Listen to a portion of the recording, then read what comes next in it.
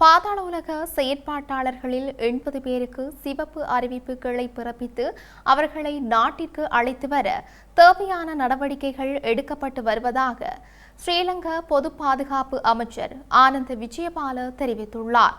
நாடாளுமன்றத்தில் இன்றைய தினம் கருத்து தெரிவிக்கும் போதே அவர் இவ்வாறு குறிப்பிட்டுள்ளார். பாதாள உலக செயற்பாட்டாளர்களுக்கு சிவப்பு அறிவிப்புகள் பிறப்பிக்கப்பட்டுள்ளதாக பொது பாதுகாப்பு அமைச்சர் ஆனந்த விஜயபால தெரிவித்துள்ளார். இப்போது பாதாள உலக நடவடிக்கைகளுக்கு எதிரான நடவடிக்கைகளை பெருமளவில் விரிவுபடுத்தியுள்ளதாக குறிப்பிட்ட அமைச்சர் ஆனந்த விஜயபால பாதாள உலக செயற்பாட்டாளர்களுக்கு சிவப்பு அறிவிப்புகள் பிறப்பிக்கப்பட்டுள்ளன எனவும் சுட்டிக்காட்டியுள்ளார். ராஜதந்திர ரீதியாகவும் புலனாய்வாளர்கள் மற்றும் சர்வதேச காவல்துறை அதிகாரிகளின் கூட்டு விசாரணைகள் மூலமாகவும் சிவப்பு அறிவிப்புகள் பிறப்பிக்கப்பட்டு தேவையான நடவடிக்கைகள் எடுக்கப்பட்டு வருகின்றன எனவும் ஆனந்த விஜயபால குறிப்பிட்டுள்ளார்.